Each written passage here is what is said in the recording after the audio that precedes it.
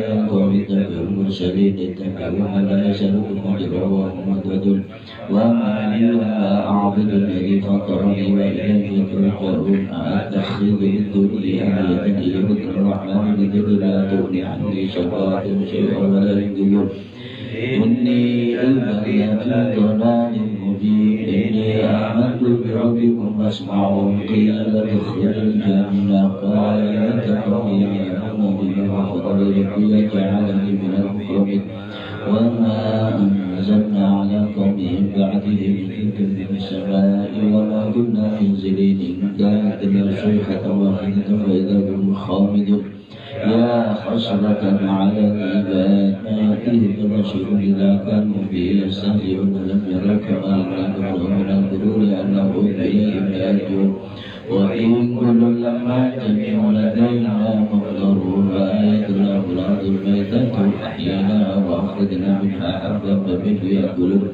وجعلنا فيها جنات من نخيل وعناب وفجرنا فيها من العيون ليأكلوا من ثمره وما عملت أيديهم فلا يشكرون سبحان الذي خلق الأزواج كلها مما تنبت الأرض ومن أنفسهم ومما لا يعلمون وآية لهم الليل نسلخ منه النهار فإذا هم مظلمون والشمس تجري لمستقر لها ذلك تقدير العزيز العليم والقمر قدرناه منازل حتى عاد كالأرجل القديم لا الشمس ينبغي لها أن تدرك القمر والليل سابق النهار وكل في فلك يسبحون وآية لهم أنا حملنا ذريتهم في الفلك المشحون وخلقنا لهم من مثله ما يركبون وإن نشأ نغرقهم فلا صريخ لهم ولا هم ينقذون إلا رحمة منا ومتاعا إليه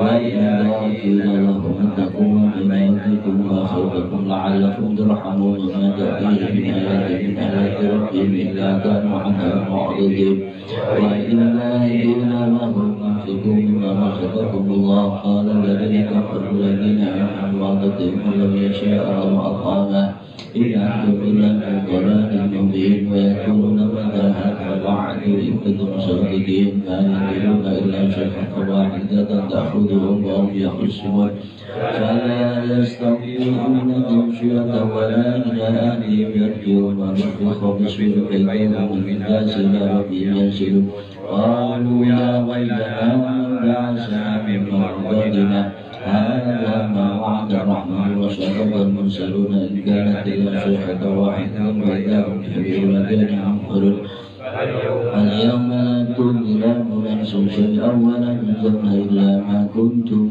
تعملون إن أصحاب الجنة يوم في شغل فاكهون وهم أزواجهم في ظلال على الأرائك متكئون لهم فيها فاكهة ولهم ما يدعون سلام قولا من رب رحيم وامتازوا اليوم أيها المسلمون على ما أتيت به بني آدم ألا تعبدوا الشيطان إنه لكم عدو مبين وأن اعبدوني هذا الصراط المستقيم ولقد أضل منكم رسلا كثيرا أفلم تكونوا تعقلون هذه جهنم التي كنتم توعدون اصلوها اليوم بما كنتم تكفرون اليوم نختم على أفواههم ونكلمنا أيديهم وتشهد أرجلهم بما كانوا يكسبون ولو نشاء لطمسنا على أعينهم فاستكبروا الصراط فأنى يبصرون ولو نشاء لمسخناهم فلمكنتهم ما استطاعوا هديا ولا يرجون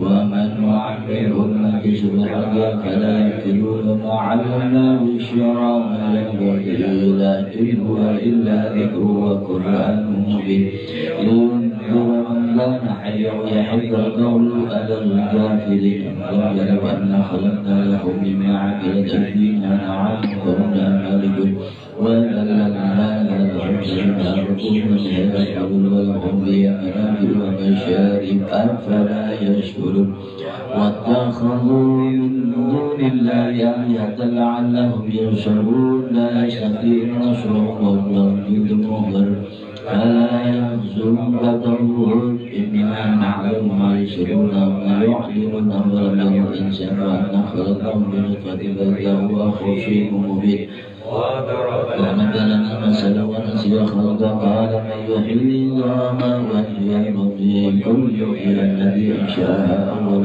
مرة وهو بكل خلق عليم الذي جعل لكم من الشجر الأخضر نارا فإذا أنتم منه توقدون أوليس الذي خلق السماوات والأرض بقدر على أن يخلق مثلهم بلى وهو الخلاق العليم إنما أمره إذا أراد شيئا أن يقول له كن فيكون سبحان الذي بيده ملكوت كل شيء وإليه ترجعون اللهم إنا نستغفرك ونستودعك أدياننا وأبداننا وأنفسنا وأموالنا وأهلنا وكل شيء أعطيتنا اللهم اجعلنا إياهم في كنفك وأمالك وإيادك وجوارك من كل شيطان مريد جبار عنيد وذي عين وذي ذهن من شر كل ذي شر إنك على كل شيء قدير اللهم جبلنا بالعافية والسلامة وحققنا بالتقوى والاستقامة وأعذنا من موجبة الندامة في الحال والمال إنك سميع الدعاء وصل اللهم بجلالك جمالك على سيدنا محمد وعلى آله وصحبه أجمعين وارزقنا كمال المتابعة له ظاهرا وباطنا يا أرحم الراحمين بفضل سبحان ربك رب العزة عما يصفون سلام على المرسلين الحمد لله رب العالمين بسم الله الرحمن الرحيم قل هو الله أحد الله الصمد لم يلد ولم يولد ولم يكن له كفوا أحد بسم الله الرحمن الرحيم قل هو الله أحد الله الصمد يلد ولم يولد ولم يكن له كفوا أحد بسم الله الرحمن الرحيم قل هو الله أحد الله الصمد لم يلد ولم يولد ولم يكن له كفوا أحد بسم الله الرحمن الرحيم قل أعوذ برب الفلق من شر ما خلق ومن شر غاسق إذا وقب ومن شر النفاثات في العقد ومن شر حاسد إذا حسد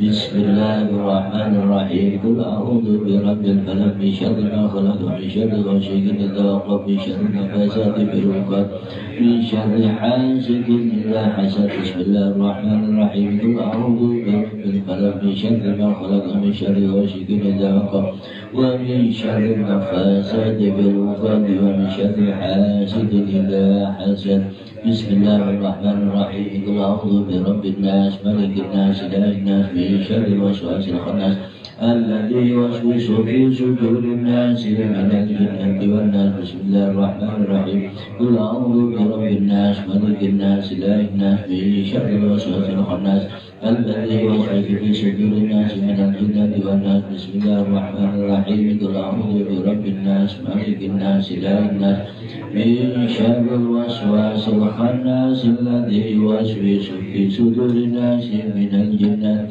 والناس ربي أعوذ بك من همزات الشياطين وأعوذ بك ربي أن يحضرون ربي أعوذ بك من همزات الشياطين وأعوذ بك ربي أن يحضرون ربي أعوذ بك من همزات الشياطين وأعوذ بك ربي أن يحضرون أفحسبتم أنما خلقناكم عبثا وأنكم إلينا لا ترجعون فتعالى الله الملك الحق لا إله إلا هو رب العرش الكريم ومن يدعو الله إلها آخر لا برهان له به فإنما خسف عند ربه إنه لا يفلح الكافرون وقل رب اغفر وارحم خير الراحمين فسبحان الله حين تمسون وحين تصبحون وله الحمد في السماوات والأرض وعشيا وحين تظهرون يخرج الحي من الميت ويخرج الميت من الحي ويحيي الأرض بعد موتها وكذلك تخرجون أعوذ بالله السميع العليم من الشيطان الرجيم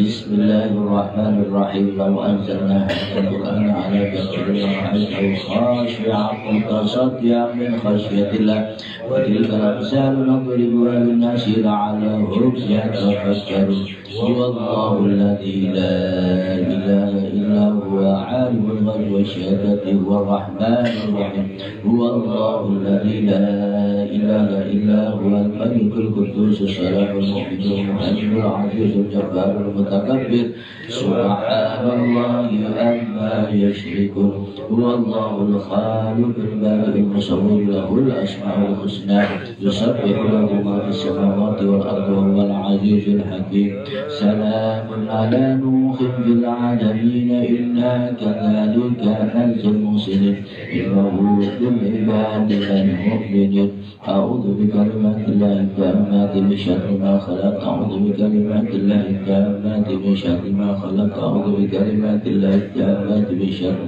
ما خلق بسم الله الذي لا يضر مع اسمه شيء في الأرض ولا في السماء وهو السميع العليم بسم الله الذي لا يضر مع اسمه شيء في الأرض ولا في السماء وهو السميع العليم بسم الله الذي لا يضر مع اسمه شيء في الأرض ولا في السماء وهو السميع العليم اللهم إني أسألك منك في نعمة وعافية وستر فأدم نعمتك وعافيتك في الدنيا والآخرة اللهم أجزمت منك في نعمة وعافية وستر فأدم نعمتك علي وعافيتك وستر في الدنيا والآخرة اللهم أجزمت منك في نعمة وعافية وستر فأدم نعمتك علي وعافيتك وستر في الدنيا والآخرة اللهم إني أسلمت أشهدك وأشهد حملك أرشك وملائكتك وجميع خلقك أنك أنت الله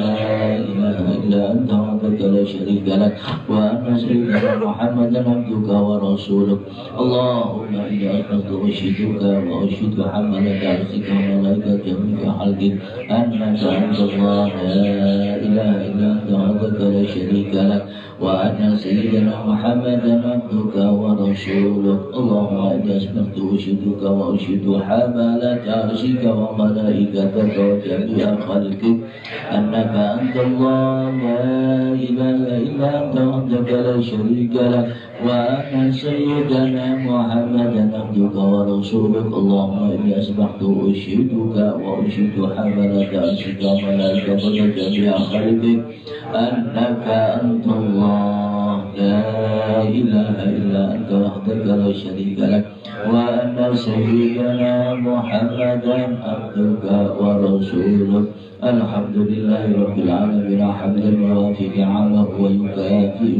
مزيدا الحمد لله رب العالمين حمدا يوافي نعمه ويكافئ مزيدا الحمد لله رب العالمين حمدا يوافي نعمه ويكافئ مزيدا آمنت بالله العظيم وكفرت بالجبت والطاغوت واستمسكت بالعروة الوثقى لا انفصام لها والله سميع عليم آمنت بالله العظيم وكفرت بالجبت والطاغوت واستمسكت بالعروة الوثقى لا انفصام لها والله سميع عليم آمنت بالله العظيم وكفرت بالجبت والطاغوت واستمسكت بالعروة الوثقى لا انفصام لها والله سميع عليم رضيت بالله ربا بالإسلام دينا بسيدنا محمد صلى الله عليه وآله وسلم نبيا ورسولا رضيت بالله ربا بالإسلام دينا بسيدنا محمد صلى الله عليه وسلم نبيا ورسولا رضيت بالله ربا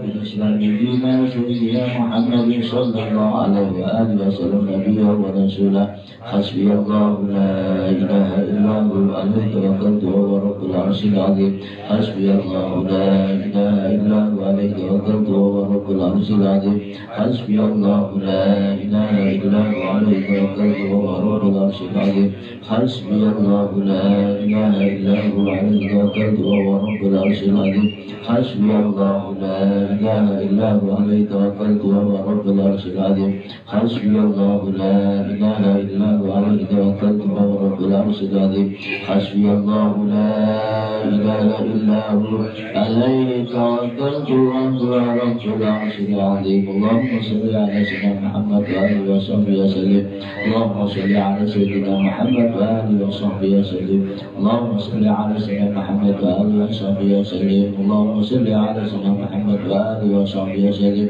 اللهم صل على سيدنا محمد وآله وصحبه وسلم اللهم صل على سيدنا محمد وآله وصحبه وسلم سيدنا محمد وآله وصحبه وسلم اللهم صل على سيدنا محمد وآله وصحبه وسلم اللهم صل على سيدنا محمد وآله وصحبه وسلم اللهم صل على سيدنا محمد وآله وصحبه وسلم اللهم إنا نسألك من فجاعة الخير وأعوذ بك من فجاعة الشر اللهم أنت ربي لا إله إلا أنت خلقتني وأنا عبدك وأنا على عهدك ووعدك ما استطعت أعوذ بك من شر ما صنعت وأبوء لك بنعمتك علي وأبوء بذنبي فاغفر لي فإنه لا يغفر الذنوب إلا أنت اللهم أنت ربي لا إله إلا أنت عليك توكلت وأنت رب العرش العظيم ما شاء الله كان وما لم يشأ لم يكن ولا حول ولا قوة إلا بالله العلي العظيم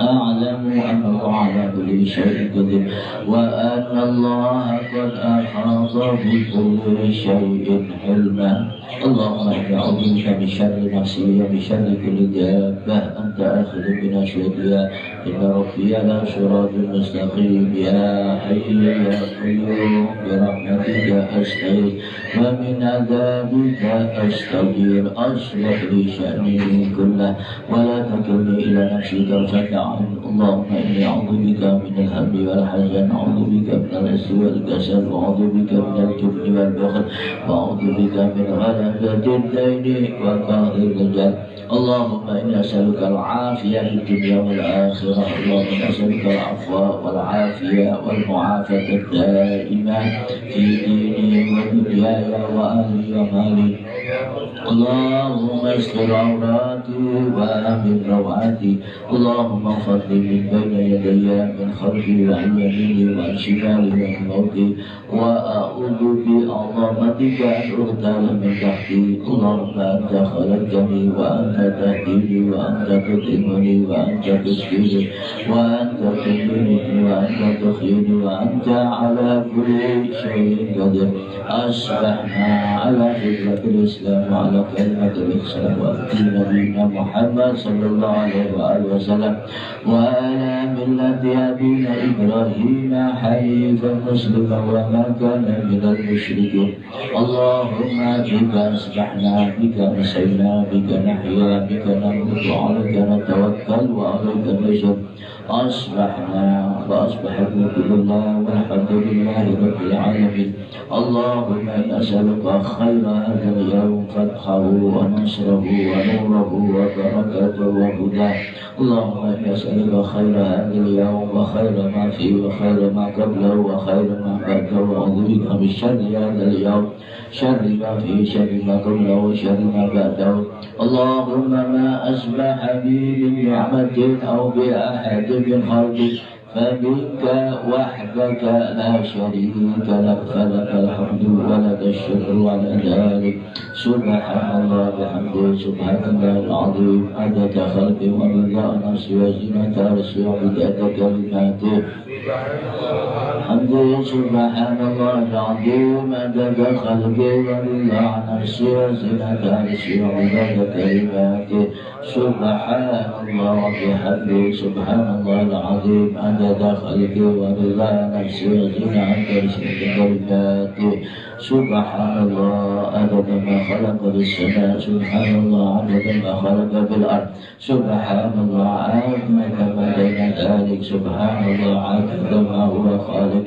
الحمد لله عدد ما خلق بالسماء الحمد لله عدد ما خلق بالأرض الحمد لله عدد ما ذلك الحمد لله عدد ما هو خالق لا إله إلا الله عدد ما خلق في السماء لا إله إلا الله عدد ما خلق في الأرض لا إله إلا الله عدد ما بين ذلك لا إله إلا الله عدد ما هو خالق الله أكبر عدد ما خلق في السماء الله أكبر عدد ما خلق في الأرض عدد ما بين ذلك الله أكبر عدد ما هو خالق لا قوة إلا بالله العلي العظيم عدد ما خلق في السماء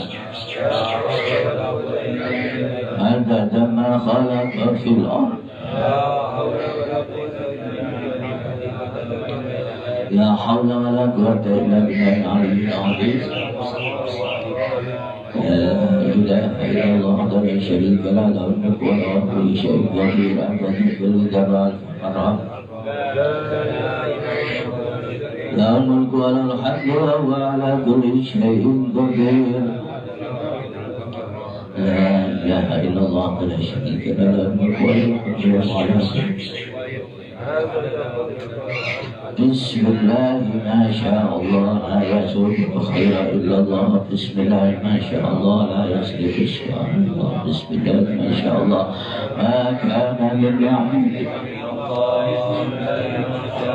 لا حول ولا قوة إلا بالله العلي العظيم. اللهم صل وسلم على سيدنا محمد المفتاح باب رحمة الله على من أسلم وعلى آله وصحبه. اللهم صل وسلم على سيدنا محمد المفتاح باب رحمة الله عادة ما في الملام صلاة وسلاما بينك وعلى آله وصحبه. اللهم صل وسلم على سيدنا محمد افتح باب رحمة الله عادة ما في الملأ صلاة وسلاما دائما وعلى آله وصحبه أبدا كل ذرة ألف مرة.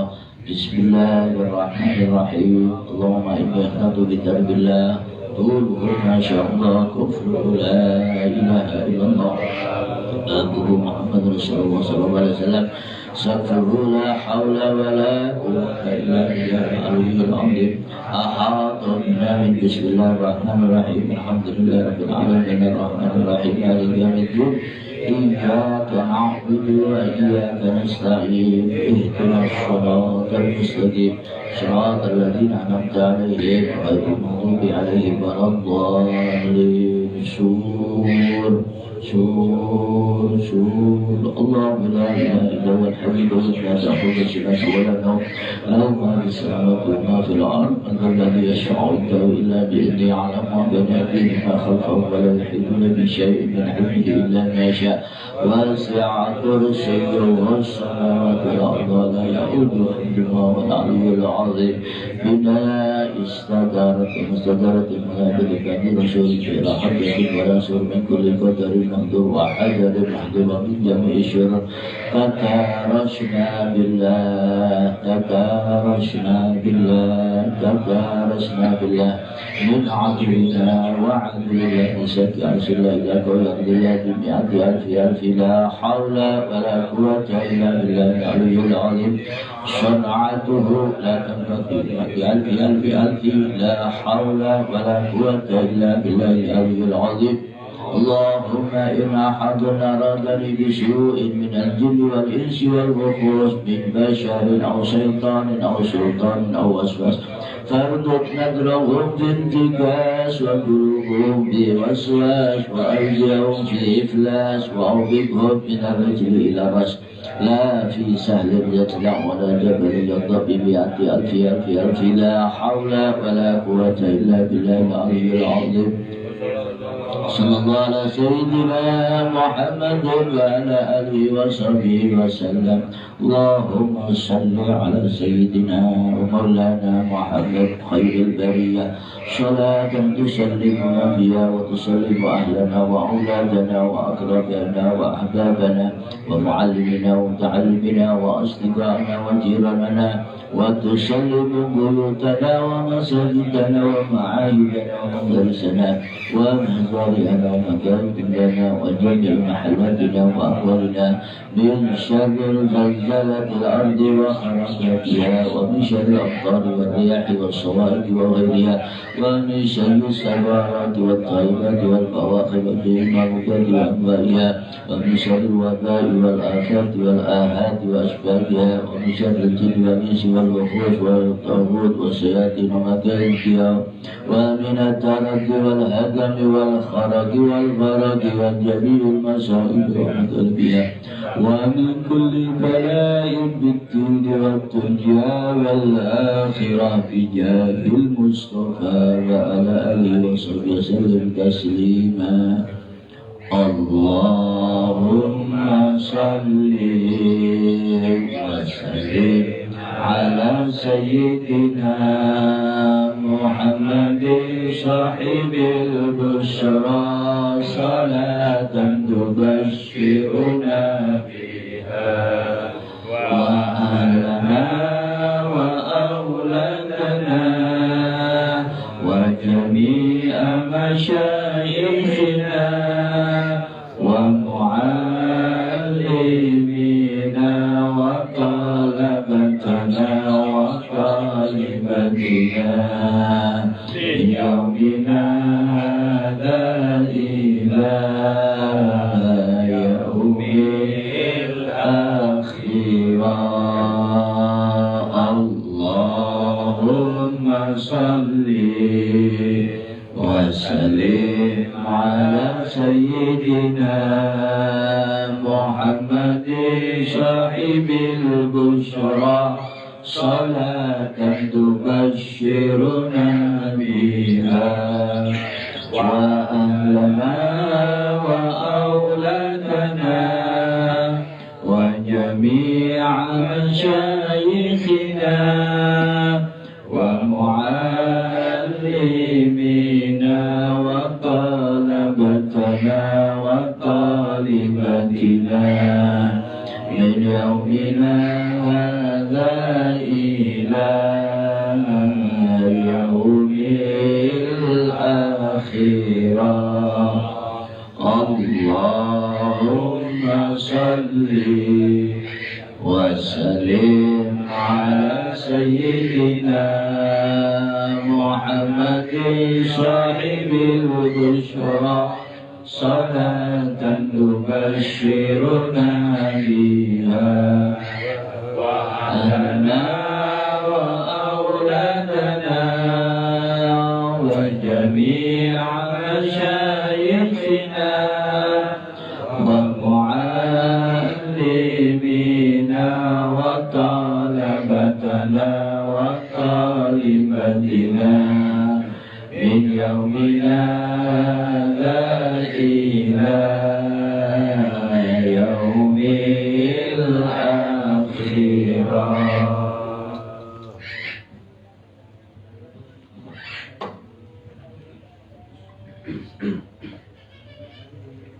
Assalamualaikum warahmatullahi wabarakatuh. Alhamdulillah wa syukrulillah wa la hawla wa la quwwata illa billah wassalatu wassalamu ala rasulillah wa ala alihi wa sahbihi wa man wala. Amma ba'du, al-mukarramun para habaib, para kiai, para asatid, wabil khusus guru kita Dr. Kiai Haji Al-Habib Segap Hasan Baharun MHI, guru kita Kiai Haji Nur Kholis Mustari, yang kami muliakan Al-Habib Hasan Al-Hindwa, yang kami hormati Bapak Dr. Andes Haji Abdul Hanan MSI dari Sampang, Kiai Haji Muhammad Yusuf dari Sampang, hadirin sahabat-sahabat Al-Busroh yang kami muliakan. Pertama, marilah tiada henti kita berucap rasa syukur kepada Allah Subhanahu wa Ta'ala yang telah melimpahkan rahmat, hidayah, serta inayah kepada kita semua, sehingga pada pagi subuh kali ini kita ditakdirkan bermuajah menghadiri majelis subuhan Al-Busroh pertemuan ke-109 tanggal 7 Februari 2021 berketepatan dengan 25 Jumadil Tsani tahun 1942 Hijriah dalam keadaan sehat walafiat.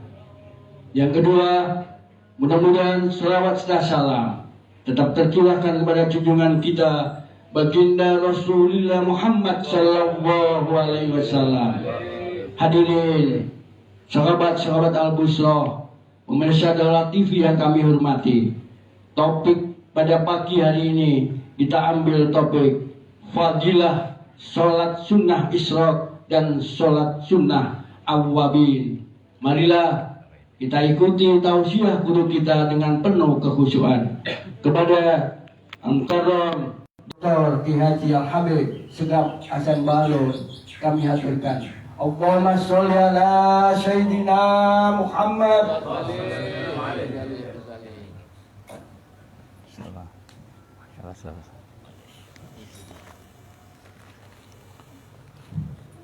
Assalamualaikum warahmatullahi wabarakatuh. Waalaikumsalam warahmatullahi wabarakatuh.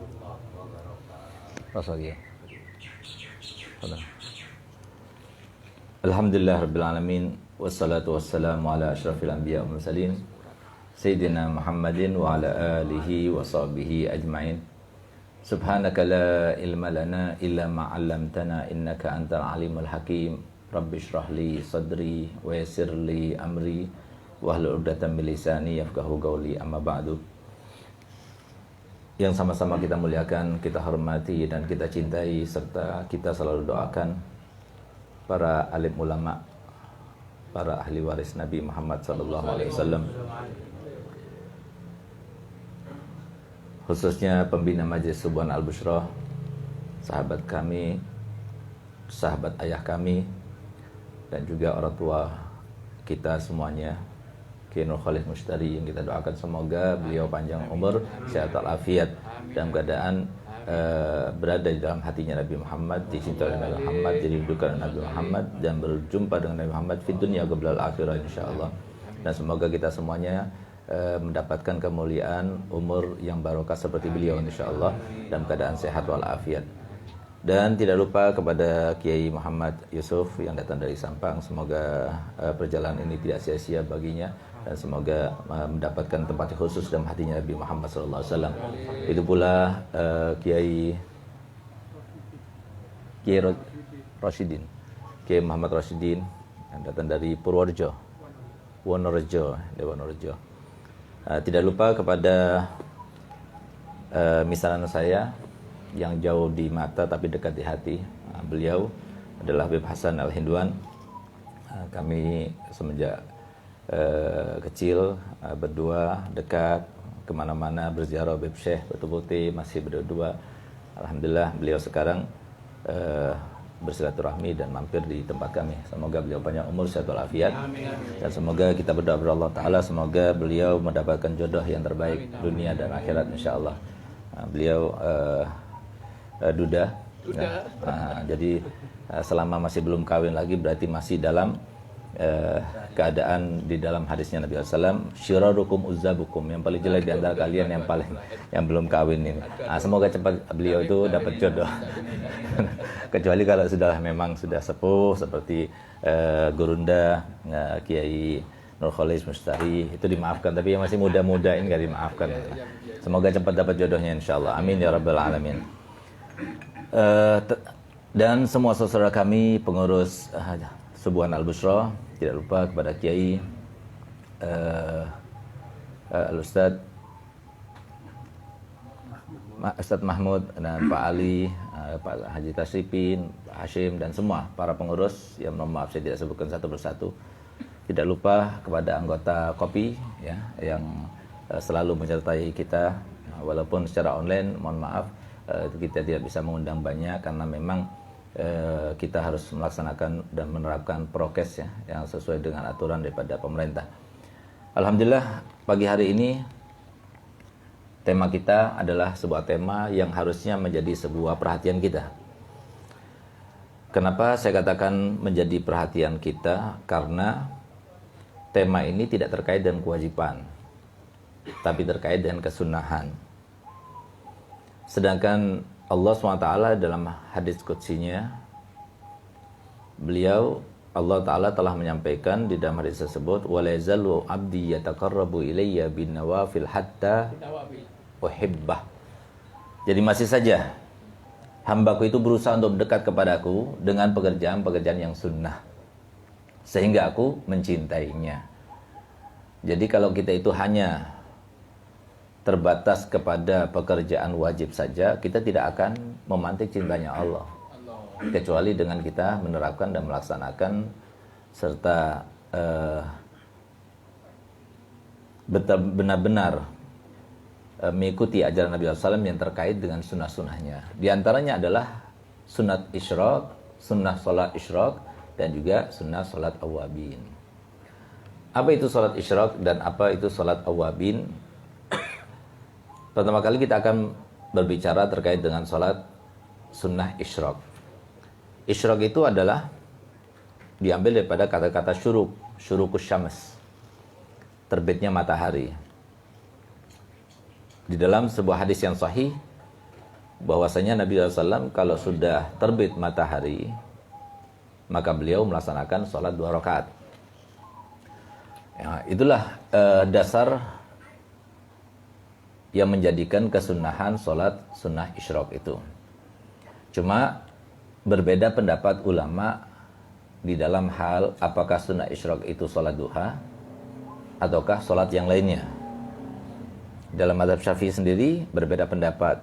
Ada yang mengatakan itu adalah sholat mustaqillah, sholat sunnah sendiri khusus, bukan sholat sunnah duha.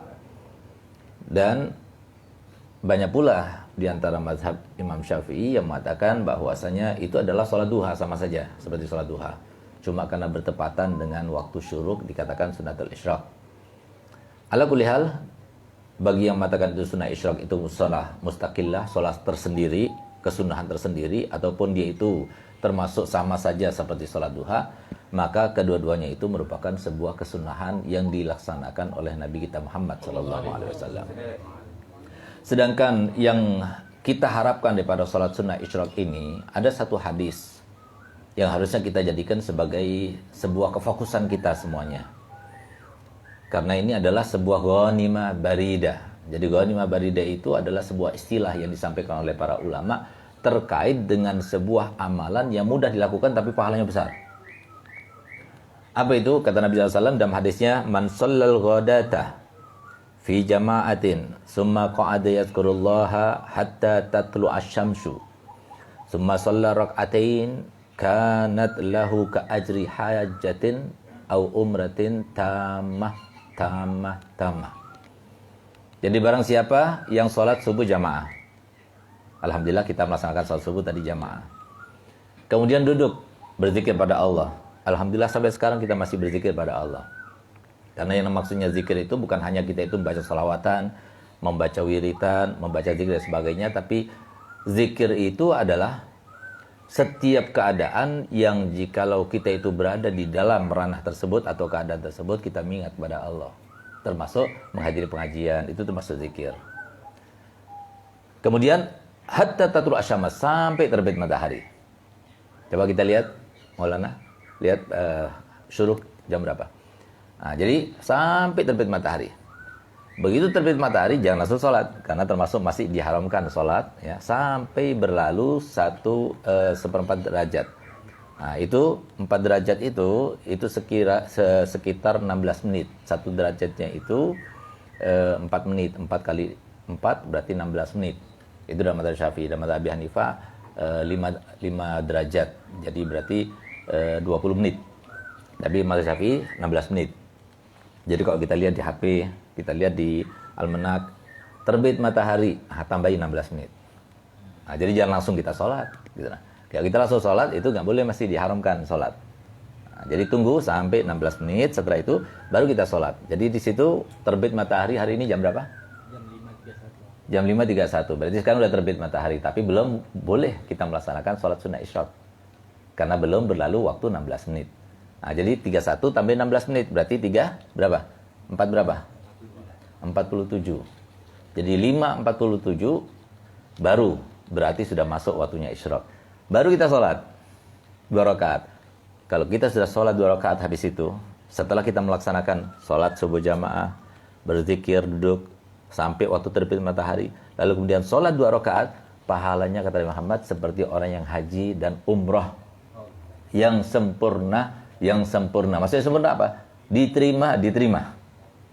Nah, jadi ini kan mudah. Oleh karenanya siapa bilang bahwasanya Allah Ta'ala itu tidak adil di dalam anugerahnya kepada hamba-hambanya? Semuanya diberikan kesempatan yang sama. Orang alimnya, orang kayanya, pejabatnya, orang awamnya, semuanya dikasih kesempatan yang sama. Cuma Kalau dia itu tidak dekat kepada ulama, dia tidak tahu selanya. Dia tidak tahu jalannya. Dia tidak tahu caranya. Nah, oleh karena di sini sampaikan Nabi SAW. Sebagaimana datang seorang sahabat kepada Nabi, "Ya Rasulullah, zahab ahlud dusur bil ujur." Orang-orang kaya itu enak ya Rasulullah. Mereka itu bisa bersedekah kapan saja, bisa menyelesaikan perkaranya atau hajatnya orang lain kapan saja, dapat pahala yang besar. Kami tidak punya. Kami nggak punya apa-apa. Apa kata Nabi Muhammad SAW? Untuk menyamai dan menandingi apa yang mereka lakukan, setiap habis sholat 5 waktu, kamu baca tasbih 33 kali, tahmid 33 kali, takbir 33 kali, itu bisa menyamai itu semuanya. Akhirnya kemudian ditanya oleh sahabat tersebut, "Ya Rasulullah, kalau seumpama yang kaya itu baca ini juga, dapat juga?" Gitu. Ya sama saja, dapat juga. Gitu. Nah, jadi artinya apa? Jadi walaupun orang kaya, belum tentu dia itu mau melaksanakannya. Nah, cuma dia itu pintar untuk menggunakan kekayaannya itu. Nah, tapi sekarang banyak yang punya kesempatan, dikasih modal Allah Ta'ala yang banyak, tapi kesempatan tidak digunakan.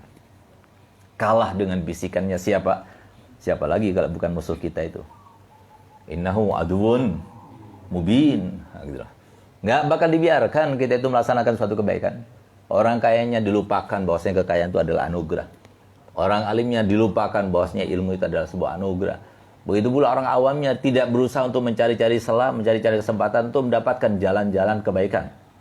Itu semuanya dilakukan untuk apa? Supaya setan itu benar-benar terlaksana, terrealisasi harapan dan keinginannya itu. Nah, semoga kita bukan termasuk yang semacam itu ya, termasuk yang betul-betul menggunakan kesempatan itu.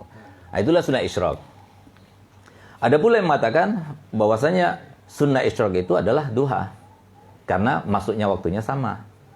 Cuma bagi yang mengatakan itu beda dengan sholat duha, karena masuknya sama, tapi keluarnya beda. Keluarnya itu kalau seumpama sudah berlalu 1/4 yang pertama dari siang hari, maka berarti habis sudah waktunya isyraq. Berarti kalau kita mau menghitungnya itu dari mulai terbit matahari.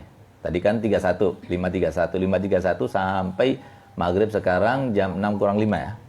6 kurang 5 kalau di Jawa Timur. Berarti setengah 6 sampai jam 6. Kira-kira berapa? 11.30. 11,5 jam. Kita bagi 4. Berapa? 2 jam setengah, 2 jam, 3 jam lah. Kira-kira 3 jam. Kalau sudah berlalu 3 jam yang pertama, 5.31, 6.31, 7.31, 8.31, setengah 9. Kalau sudah lewat setengah 9, berarti sudah keluar waktunya sholat isyraq. Tapi duha terus berlanjut. Sampai kapan? Sampai waktunya duhur. Bagi yang mengatakan bahwasanya sholat sunnah isyraq itu sendiri. Dan karena sholat sunnah isyraq itu terkait dengan waktu, maka bagi yang mengatakan sholat sunnah isyraq itu adalah sholat sunnah tersendiri, maka disunahkan untuk menggodoknya. Kalau kita itu lupa melaksanakannya atau terhalang untuk melaksanakannya, disunahkan untuk digodok. Sama seperti kalau kita kehilangan kesempatan untuk melaksanakan sholat duha suatu waktu, maka kita godok kapan saja itu. Boleh malam hari, boleh siang hari, yang penting bukan pada waktu-waktu yang dilarang. Nah, walaupun kalau seumpama itu termasuk sholat godok, itu boleh dilaksanakan di waktu-waktu yang diharamkan atau yang dilarang, tapi kan bukan semua orang tahu gitu loh. Jadi jangan menimbulkan fitnah. Jadi sama seperti sekarang ini, kita belum boleh sholat, akhirnya kita sholat, ditegur, kamu kok sholat? Loh, saya kan sholat godok gitu. Walaupun sholat godok itu boleh, tapi jangan menimbulkan fitnah. Bukan semua orang itu tahu gitu. Nah, pernah suatu waktu Imam Abdullah bin Abbas, sahabat Nabi, sekaligus misanannya Nabi Muhammad SAW, beliau ada melihat seorang anak muda habis sholat subuh sholat. Akhirnya ditegur oleh Sayyidina Abdullah bin Abbas, kenapa kamu sholat pada waktu yang semacam ini atau sekarang ini? Tidakkah kau tahu bahwasanya sholat itu setelah sholat subuh tidak boleh sampai terbit matahari dan mulai meninggi matahari 4 derajat.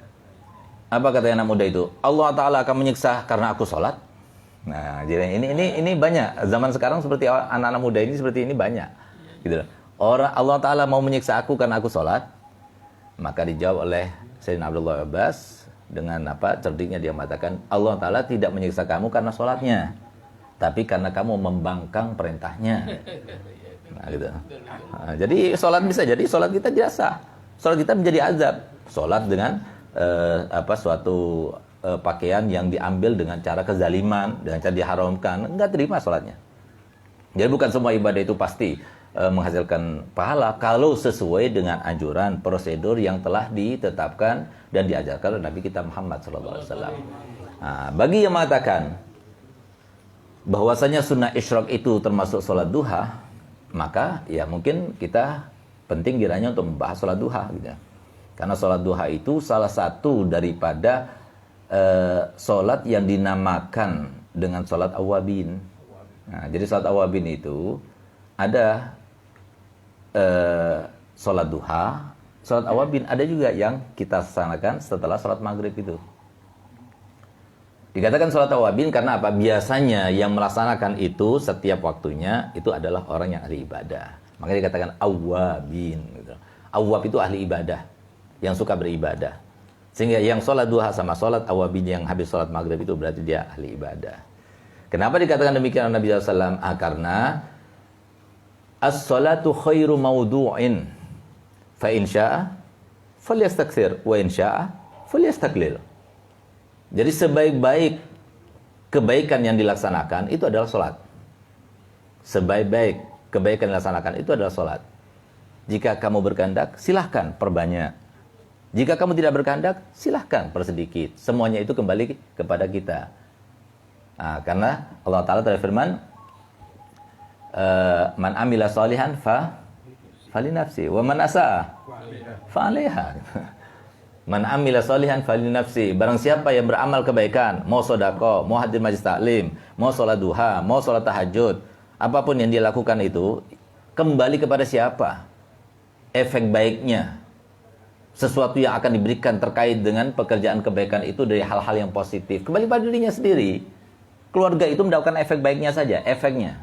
Tapi yang mendapatkan ganjarannya itu adalah dia sendiri.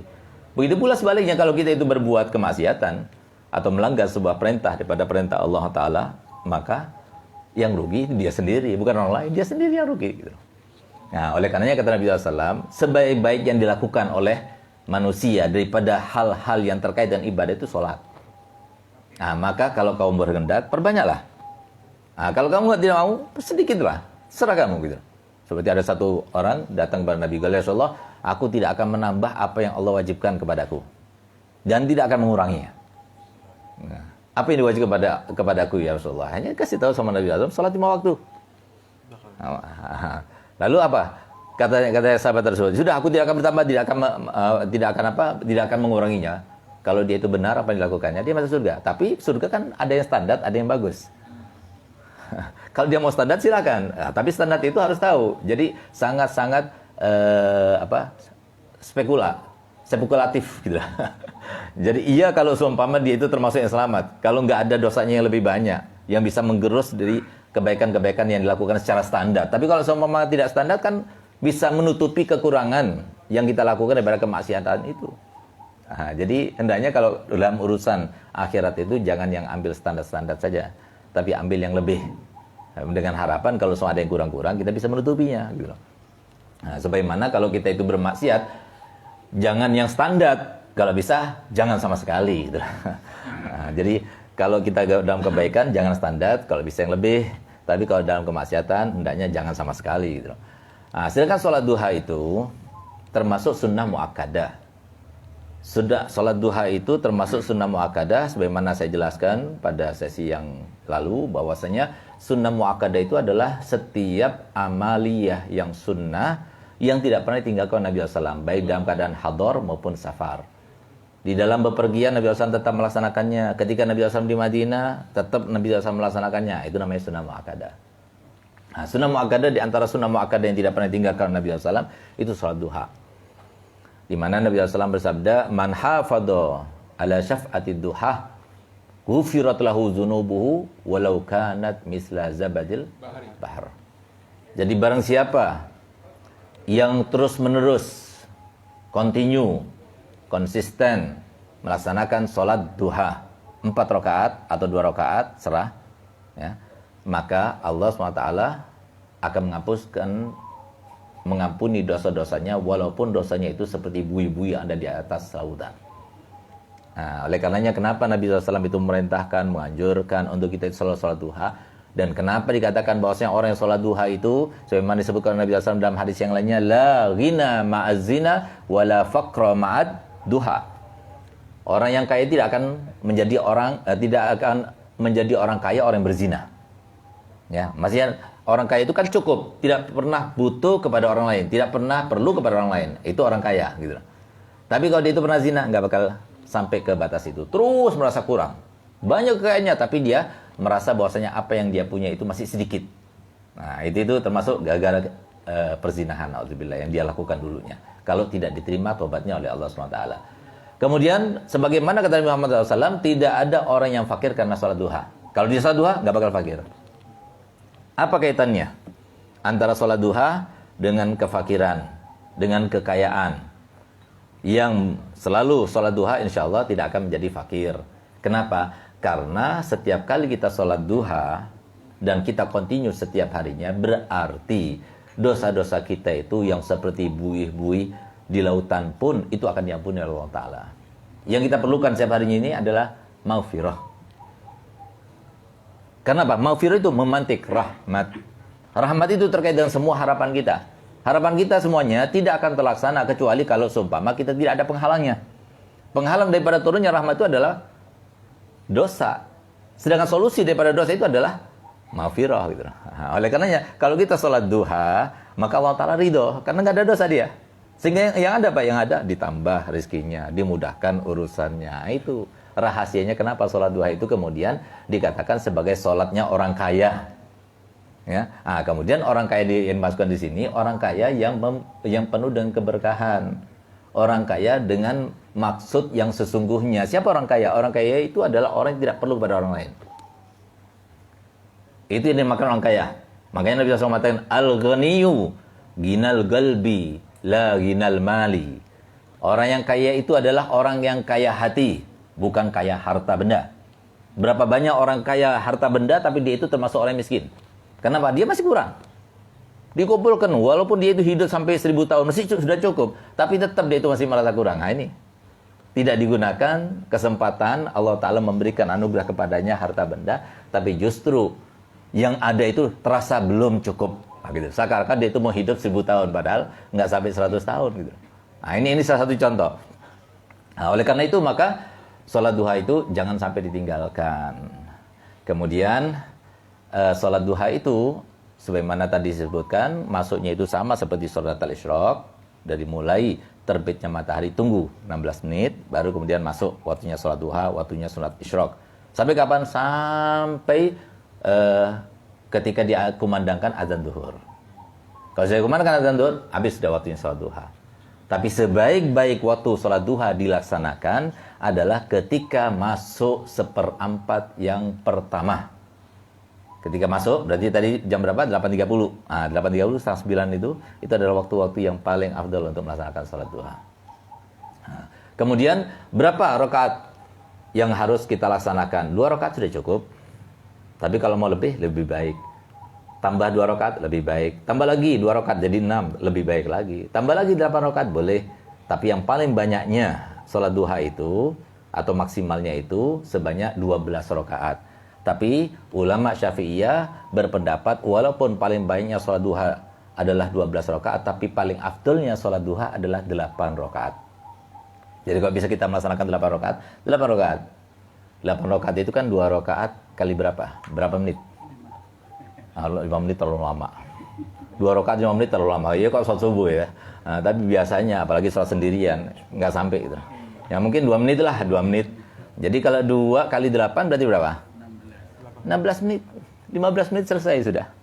Tapi bisa menggapai ridhonya Allah, bisa menumpuk amal ibadah yang akan membahagiakan kita dan menertawakan kita, menyenangkan hati kita kelak nanti. Ditampakkan semuanya, ini sholat duha kamu, ini hadir majlis taklim kamu, semuanya ditampakkan oleh Allah Ta'ala. Nah, jadi sekarang memang tidak ditampakkan. Saya sholat duha setiap hari itu nggak pernah dapat uang gitu. Nah, jadi yang bukan habis sholat duha dibuka bawah sejadah langsung ada uangnya gitu. Bukan seperti itu, tapi dimudahkan untuk kita itu jalannya untuk mendapatkan rezekinya Allah Ta'ala gitu. Nah, kemudian itu terkait dengan sholat duha. Ada juga sholat awabin yang lainnya. Sholat awabin yang lainnya itu adalah sholat yang dilaksanakan setelah sholat maghrib. Setelah sholat maghrib itu namanya sholat awabin. Bahkan sholat awabin yang habis maghrib itu lebih dikenal ketimbang sholat awabin pada waktu duha. Kenapa? Karena nggak ada niatan lainnya. Orang itu kalau paling senang baca surat itu surat Waqiah. Kenapa? Karena bikin kaya. Orang sholat sunnah itu paling senang sholat duha. Kenapa? Bikin kaya juga. Pokoknya kalau sudah yang terkait sama kekayaan itu, wah paling antusias orang itu melaksanakannya. Nah, tapi kalau awabin ini enggak. Kenapa? Orang yang melaksanakan sholat 2 rakaat sampai 20 rakaat habis sholat maghrib, maka Allah akan membangunkan rumah nanti di surga. Ya kan? Membangunkan rumah di surga. Kurang tertarik. Enakan mana? Enakan kaya di dunia gitu. Kalau semua Allah Ta'ala mengatakan yang melaksanakan sholat 20 rakaat habis maghrib akan Allah mudahkan sebuah gedung di dunia. Wah, semuanya melaksanakan. Nah, tapi karena di akhirat nggak kelihatan, akhirnya apa? Jadi kurang menarik, kurang tertarik. Gitu. Nah, padahal ini adalah merupakan sebuah kesempatan untuk kita. Saya punya guru yang bernama Habib Salim bin Abdullah bin Umar Syatiri, rahimallahu rahmatullah bro. Badannya gemuk. Beliau kena penyakit gula, ya, gulanya tinggi, hampir setiap makan tuh diinsulin gitu, karena dari sakit tingginya. Tapi subhanallah kalau sudah melaksanakan sholat awabin ini, dimanapun saja, baik di hador maupun di safar, itu hampir sampai menghabiskan waktu antara maghrib sama isya, sampai selesai.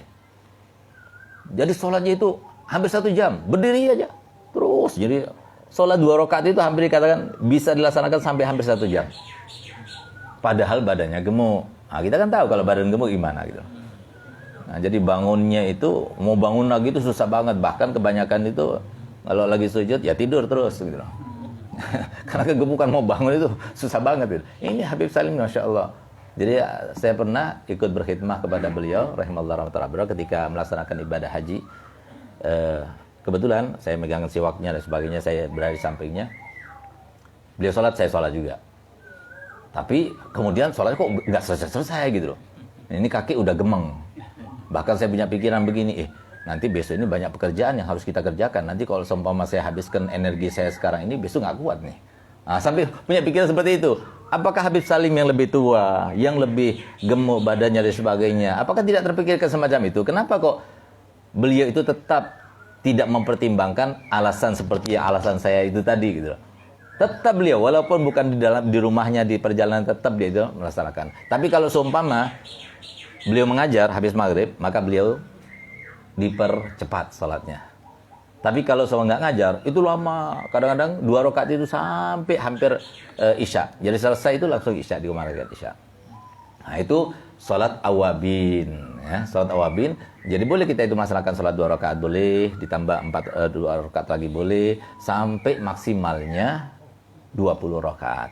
Nah, itu juga termasuk yang dinamakan sholat awabin itu, selain duha, itu yang habis maghrib itu. Itu sholat awabin. Sedangkan keutamaannya tadi diampuni dosa-dosanya dan dibangunkan gedung di surga. Kemudian ada satu kebiasaan yang dilakukan oleh para salafun saleh. Itu bukan sebuah kesunahan yang tersendiri ya. Yaitu Syekh Abdul Qadir Jailani yang kemudian diteruskan dan dilazimi oleh Habibullah Haddad, begitu pula para habaib yang datang dari Hadramut. Itu kalau sudah waktu isyraq itu, sholatnya itu mereka gabungkan antara sholat 5 waktu. Boleh nggak kita menggabungkan sholat sunnah itu? Asalkan ghairu maqsuda fi dzatiha itu boleh. Ghairu maqsuda fi dzatiha itu seperti ya, ada 12 macam sholat kira-kira. Sholat sunnatus safar, sunnah gudu minas safar, atau sunnatus safar mau bepergian. Ada juga sholat sunnah hajah, sholat sunnah istikharah, sholat sunnah wudu, sholat sunnah tahiyatul masjid. Nah, itu termasuk ghairu maqsuda fi dzatiha. Pokoknya sholat. Sholat apa saja? Apa saja, yang penting sholat. Nah, itu ghairu maqsuda fi dzatiha itu namanya. Berbeda kalau sholat zatu waqt. Nah, zatu waqt itu maqsuda fi dzatiha, itu nggak bisa digabung. Antara qobliyah sama ba'diyah, misalnya digabung dengan duha, godoan, nggak boleh. Nah, kenapa? Karena maqsuda fi dzatiha masing-masing.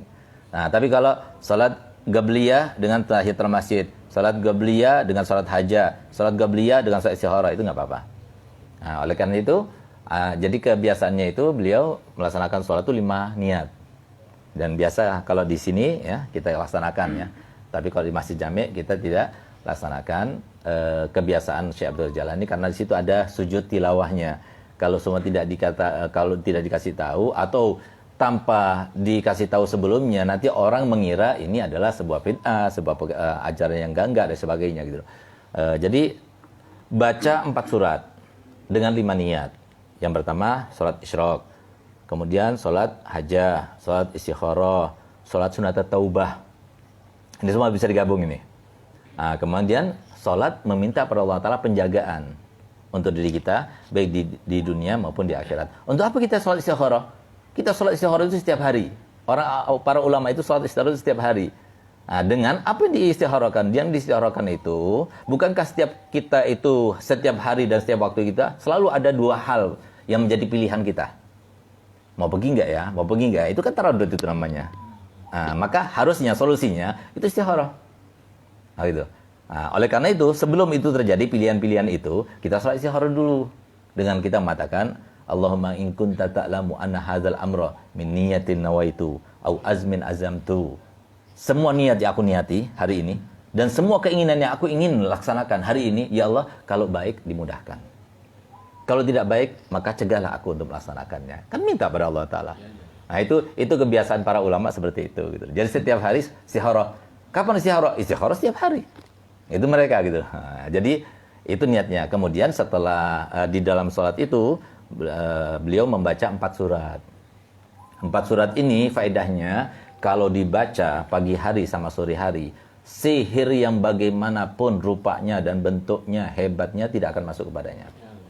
Jadi orang yang baca 4 surat ini, dia aman dari segala macam kejahatan ahli dhahir sama ahli batin. Kejahatan fisik maupun kejahatan psikis. Kejahatan apapun dia tidak akan mendapatkannya kalau baca 4 surat ini. Berkatnya 4 surat Al-Quran ini. Apa itu? Yang pertama surat Iqra. Yang kedua Inna Anzalna Al-Qadar. Yang ketiga Iza Zulzilah Zalzalah. Kemudian yang keempat Li'ila fi Quraisyin. Nah, itu bagi para habaib dan ulama-ulama dari kalangan habaib itu jadi tameng dan pamungkas, senjata pamungkas itu. Pokoknya pagi hari baca 4 surat itu. Sore hari baca 4 surat itu, insya Allah aman. Nggak bakal dicuri, nggak bakal dicopet, nggak bakal terjadi sesuatu yang tidak kita inginkan, apalagi sihir. Nah, jadi jangan kita katakan, oh itu kan sihir zaman bahla, zaman dulu gitu loh. Sihir apalagi zaman sekarang. Tambah banyak kesesatan, tambah banyak jalan menuju kepada hal-hal yang diajarkan oleh setan. Di antara diajarkan oleh setan itu adalah sihir itu. Karena sihir itu di antara senjatanya setan. Karena sihir itu tidak akan terlaksana kecuali dengan menginjak Al-Quran, mengencing Al-Quran dan sebagainya. Jadi suatu perbuatan yang membuat orang yang melakukannya itu harus murtad keluar daripada Islam. Nah, itu adalah sebuah pancingan ya dari setan untuk supaya dia melakukannya gitu loh. Nah, oleh karenanya kata Nabi SAW, orang yang datang kepada dukun saja, bukan untuk menyantet ya, bukan untuk menyihir, datang saja kepada dukun, 40 hari sholatnya tidak akan diterima. Nah, jadi hati-hati, ada tabib, ada dukun. Jadi jangan salah gitu loh. Kalau tabib itu ya ustadz, kiai yang bisa mengobati orang yang kerasukan dan sebagainya. Itu tabib gitu ya. Nah, tapi kalau dukun jangan datangi. Nah, dukun itu datangi itu misalnya sekarang iya. Tapi kedua kalinya nggak datang-datang malah dia yang melakukannya supaya dia datang lagi dapat duit lagi gitu. Nah, jadi hati-hati ya. Hati-hati jangan sampai kita datang kepada hal-hal yang semacam itu. Ya, kalau semua kita punya hajat terkait dengan orang lain, maka gimana caranya bangun malam? Kenapa Allah Ta'ala menyodorkan dirinya kepada kita semuanya? Hal min talibi hajatin fa'aqdilah. Hal min ta'ibin fa'atubulah. Hal min mustaghfirin fa'aghfirullah. Setiap malam. Kalau sudah sepertiga yang terakhir itu, ya, maka Allah Ta'ala itu rahmatnya turun di langit yang bumi. Kemudian dia selalu mengatakan dan menyodorkan permintaan. Hai hambaku, siapa yang mau minta hajat sekarang? Aku akan kabulkan hajatnya. Hambaku, siapa yang minta ampunan? Aku akan ampuni dosa-dosanya. Hambaku, siapa yang mau bertobat sekarang? Aku akan berikan tobat kepadanya. Nah, tapi kita jawab dengan ngorok. Nah, gitu. Nah, itulah kita. Jadi makanya jadi harus mujahadah, harus dilawan. Nah, jadi jangan sampai Nabi SAW itu memakruhkan berbicara habis isya itu makruh hukumnya. Kenapa? Akhirnya karena kita itu banyak ngomong, banyak majelasan, akhirnya nggak bangun malam.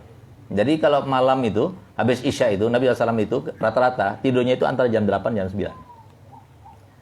Itu bukan sampai jam 10 jam 11 enggak, 8 9. Nanti jam 2 atau setengah 2 udah bangun. Udah seger badan. Nah, karena likullin lahu haq fa'ati kullazi haqqin haqqah. Jadi setiap segala sesuatu punya hak, maka berikan semua haknya itu kepada yang berhak mendapatkannya. Keluarga punya hak, badan kita punya hak, tidur waktunya tidur, ya tidur gitu. Oleh karenanya di pondok itu diatur 10 harus tidur. Nanti jam 3 harus bangun untuk sholat tahajud. Walaupun itu sunnah tapi wajib kita di pondok pesantren. Karena apa? Itulah waktu untuk kita itu menyodorkan diri pada Allah, bermunajat kepada Allah, sharing kepada Allah, curhat kepada Allah. Waktunya situ. Jadi kita punya hajat kan banyak, nggak usah kita adukan pada orang. Ngapain kita adukan pada orang? Yang ada itu kesian ya orang itu ya, kesian cuma hanya perasaan saja yang kita ungkapkan. Nah, tidak bisa berbuat apa-apa, tidak bisa memberikan solusi. Bangun malam minta pada Allah Taala.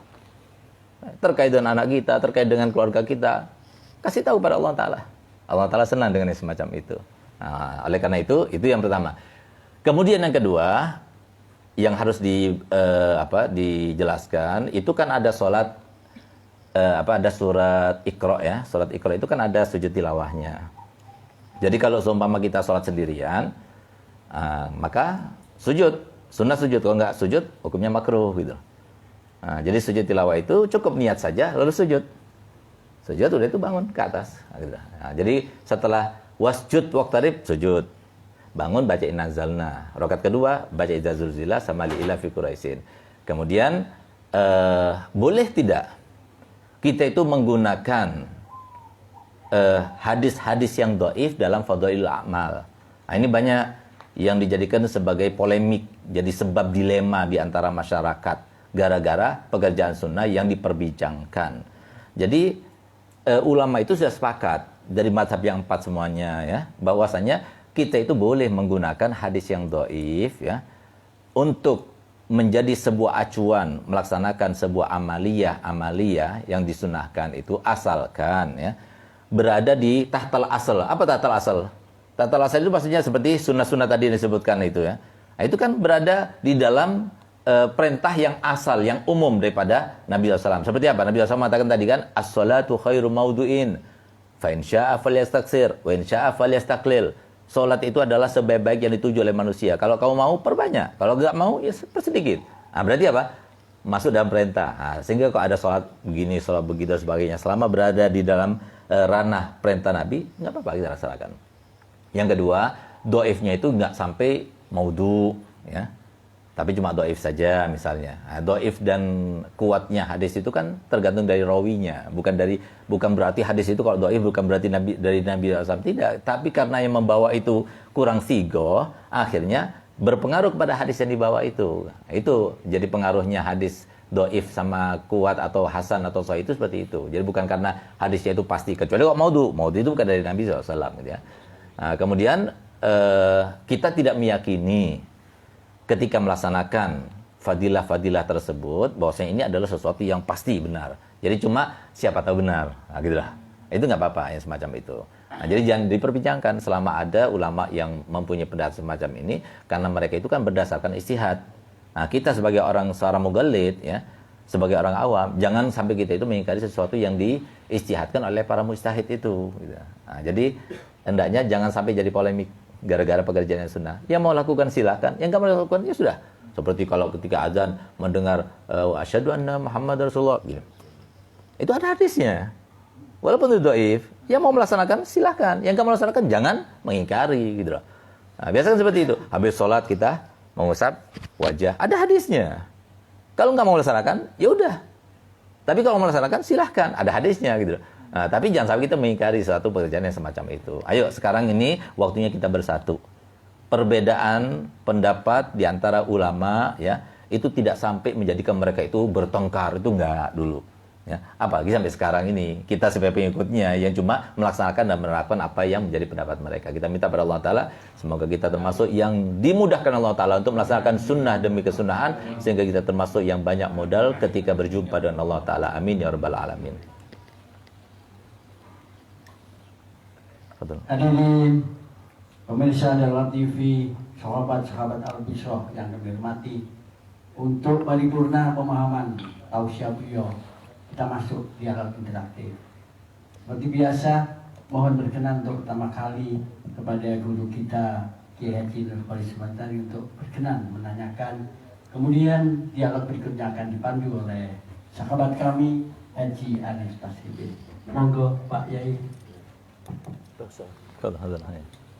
Assalamualaikum warahmatullahi wabarakatuh. Waalaikumsalam. Sesuai dengan salat sunnah, ini ada atribusi mengatakan sunnah salat qabla akad nikah. Cocok ini. Wah, aja. Cocok beliau.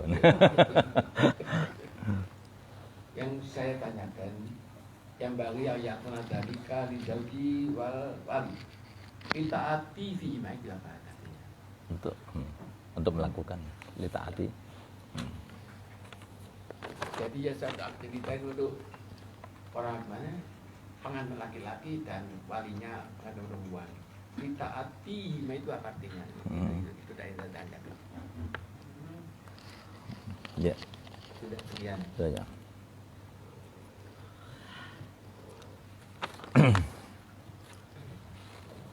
Ya, jadi apa yang disampaikan oleh beliau selalu sebuah faedah yang belum tuntas disampaikan atau sebuah faedah yang baru yang harus kita ketahui ya. Nah, jadi maksudnya di sini bahwasanya disunahkan bagi seorang yang menikah ya, baik itu suami maupun walinya ya, untuk melaksanakan keduanya. Litaatihim itu untuk melaksanakan keduanya. Nah, berarti kembali kepada sebelumnya. Apakah sebelumnya? Annahu yusalli rak'atain wa yaqulu Allahumma barik li fi ahli wa barik li ahli fiyya warzuqni minhum. Allahumma jma' bainana ma jama'ta fi khair wa farriq bainana idza faraqta. Sebelumnya itu Ustaz. Jadi 2 rakaat salat itu sama doanya itu. Nah, itu. Afina ya, sunnah salat qabla aqdin nikah. Yang bagi ayakuna zalika li zauji wal wali li ta'atihima. Nah, untuk melaksanakan li ta'atihima. Jadi untuk melaksanakan keduanya itu, salat sama doa itu gitu. Duna zaujah, lihat di duna zaujah bukan fi majlis adil qabla ta'atihi ta'ammal gitu. Sebelum dia melakukannya. Jadi duna zaujah. Istri tidak. Jadi karena mungkin ya dia terias dan sebagainya. Mediasi. Fi majlisil aqd qabla ta'atihi ma ta'ammal. Jadi di sunnahnya untuk sebelum melaksanakan akad itu ya di majelis akad di mana dilaksanakan di situ dia sholat sunnah itu. Nah, jadi sholat sunnah itu. Dan doanya seperti doa yang diajarkan Nabi Muhammad SAW. Ini termasuk sunnah matruka ya. Jadi banyak yang sudah tidak melaksanakan sudah. Kenapa yang mau kawin dak-dikduk gitu ya. Nah, biasanya yang mengawinkan juga karena sibuk menerima tamu dan sebagainya sehingga kadang-kadang lupa untuk melaksanakan ini. Padahal ini sunnah untuk dilaksanakan. Ta'atil hashish. Nah, ta'atil hashish itu ini apa? Menggunakan, mengkonsumsi. Taati itu. Artinya begitu taati. Jadi mengkonsumsi narkoba itu termasuk haram. Nah, gitu. Jadi sama seperti itu. Ditaatihima gitu. Jadi melaksanakan keduanya gitu. Melaksanakan keduanya. Silakan. Terima kasih. Assalamualaikum warahmatullahi wabarakatuh. Waalaikumsalam warahmatullahi wabarakatuh. Ini pertanyaannya ke hanya Habib. Iya. Dan beliaunya Kenapa? saat ini sedang Insyaallah. menyimak semua. Iya, silakan. Simpulkan aja. Yang pertama, apakah sholat syuruk boleh dilakukan sendirian di rumah atau harus di masjid atau musola setelah jamaah? Yang kedua, kalau sholat subuhnya terlambat dan tidak sempat qobliyatan subuh, apakah qadanya sebelum sholat isyraq atau sesudahnya? Yang kedua,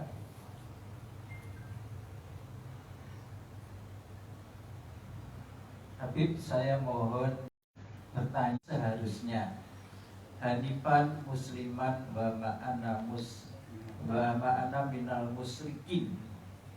Saya mengucap hanifan musliman wa ma'ana minal muslimin. Tapi langsung saya benerin lagi. Mohon jawabannya Habib, karena ini saya sangat was-was. Yang ketiga, untuk sholat awabin apakah diperbolehkan bersamaan niatnya dengan batal sholat maghrib? Yang terakhir, kalau makmum ketika takbiratul ihram imam lagi membaca surat, lalu makmumnya melakukan kesunatan yang singkat, yaitu membaca ta'awudz sebelum Fatihah, lalu imam rukuk, apakah makmum harus menyelesaikan baca Fatihahnya padahal bacaan Fatihahnya masih panjang yang harus dibaca? Mohon penjelasan. Terima kasih. Ya, semuanya pertanyaan yang bagus-bagus ya, yang mewakili ya. Cuma kadang-kadang ada pertanyaan yang kadang-kadang dijawab, dan ada juga pertanyaan yang tidak dijawab karena orang yang ditanya itu atau ustadz itu tahu gitu loh. Jadi kalau bertanya itu, diantara etikanya itu adalah pertanyaan yang darurat, yang urgen ya. Yang urgent artinya ini saya terjadi sekarang ini gimana nih solusinya? Nah, itu bagus itu sebagai pertanyaan itu. Bukan seandainya gini gimana Ustaz. Nah, itu seandainya itu termasuk kalau untuk thalibul ilm para santri nggak apa-apa gitu. Tapi kalau orang awam itu jangan berandai-andai gitu. Nah, jadi harusnya seperti itu. Nah, termasuk seperti yang pertanyaan terakhir itu ya. Pertanyaan terakhir itu terkait dengan para santri seharusnya gitu ya. Para santri, karena itu ribet, agak panjang, pembahasannya agak panjang, bukan seperti yang dia pahami secara terbatas itu gitu loh. Jadi artinya kita itu ya boleh terlambat daripada imamnya sampai 2 rukun yang panjang. Bukan 2 rukun yang pendek ya, 2 rukun yang panjang. Yang pendek nggak dihitung. Kalau kita itu melaksanakan 10 hal, di antaranya li sunnatin adal. Li sunnatin adal seperti itu. Kalau kita itu masbuk. Nah, kita kan harus jelaskan masbuk itu apa, muafiq apa. Kalau orang awam kan jadi susah gitu loh. Nah, jadi nggak cukup belajar, kalau nggak ngerti belajar gitu loh. Kalau cuma baca-baca begitu saja, nggak usah ditanyakan dulu gitu loh. Fahami dulu sampai paham, baru bertanya gitu loh. Jadi kalau semua ada seorang ustaz ditanya di SMS, di WA dan sebagainya nggak dijawab, evaluasi, introspeksi. Bisa jadi pertanyaan itu nggak tepat gitu loh. Jadi fahami benar-benar, jadilah orang yang cerdas gitu ya. Nah, jadi jangan langsung mau vonis begini. Fahami dulu. Ini suatu pertanyaan yang harusnya nggak ditanyakan ya, semacam ini gitu. Karena itu terkait dengan banyak hal, panjang jadinya. Nah, jadi ceritanya kalau ada orang masbuk, apa masbuk? Masbuk itu adalah yang tidak mendapati waktu cukup untuk melaksanakan baca Fatihah bersama imam. Itu masbuk namanya. Harusnya yang dia lakukan langsung baca Fatihah. Harusnya yang dilakukan harus langsung baca Fatihah. Kalau dia nggak baca Fatihah, dia masuk baca 2 iftitah. Ya, baca 2 iftitah misalnya. Maka gimana hukumnya? Sudah terlanjur. Nah, karena sudah terlanjur, maka nggak boleh langsung ruku ketika imam ruku. Dia harus baca dari kadar Fatihahnya, ya, kadar dari Fatihah seperti kadar yang dia baca dari sunnah tadi. Nah, misalnya apa? Dia baca 2 iftitah, misalnya sampai inni wajjahtu wajhiyal ladzi fatara samawati. Baru udah itu, oh iya, ini masbuk. Langsung dia baca Fatihah. Imamnya rukuk, nggak usah langsung rukuk, nggak boleh. Baca dulu Fatihahnya dengan kadar sampai misalnya Maliki Yaumiddin habis itu.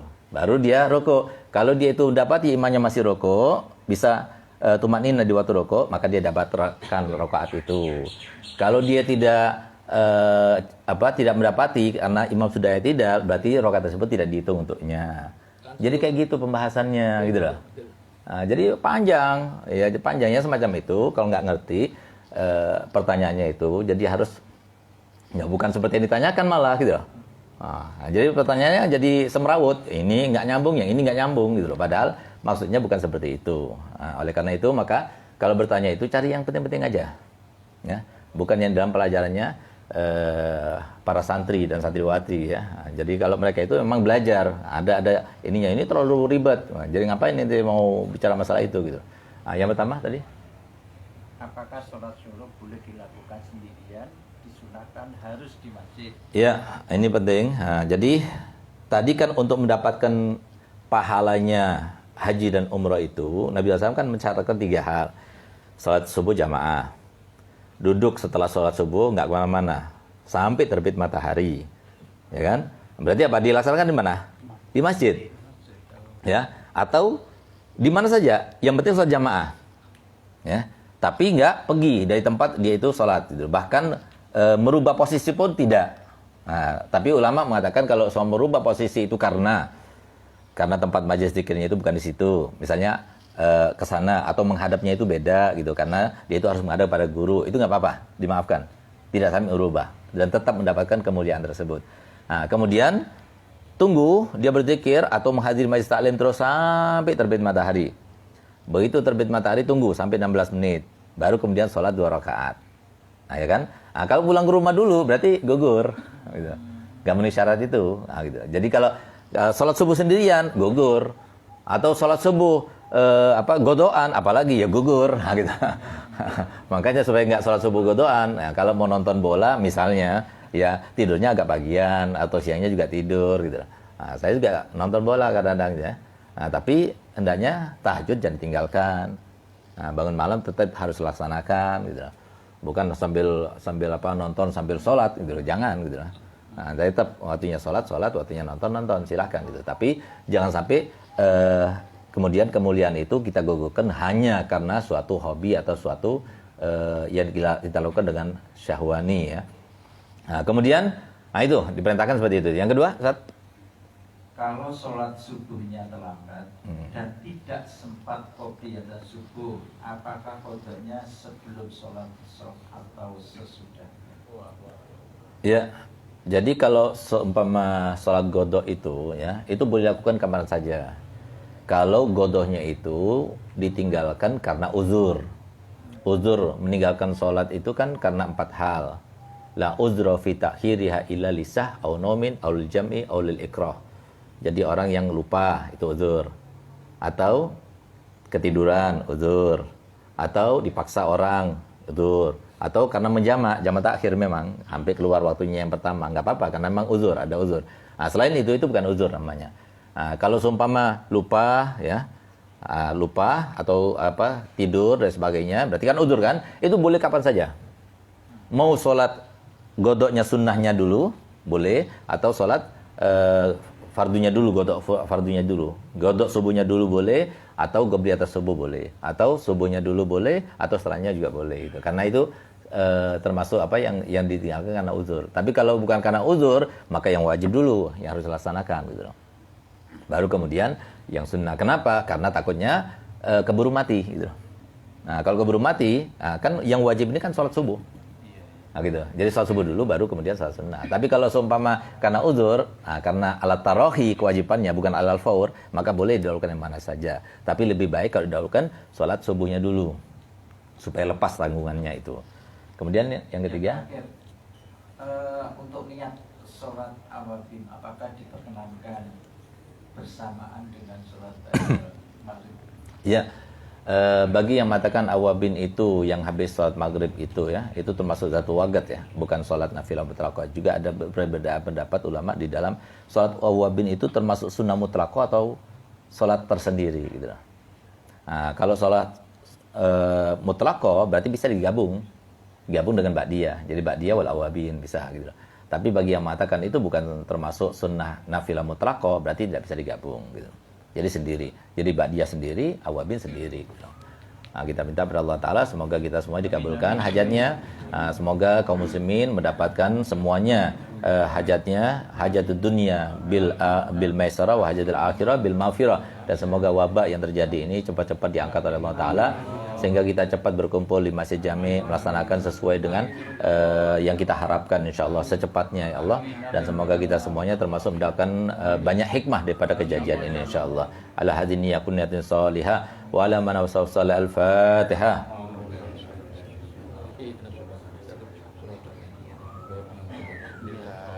Allahumma salli wa sallim ala sayyidina Muhammadin sahibil busyara salatan tubashiruna biha wa ahlana wa auladana wa jami'a masyaikh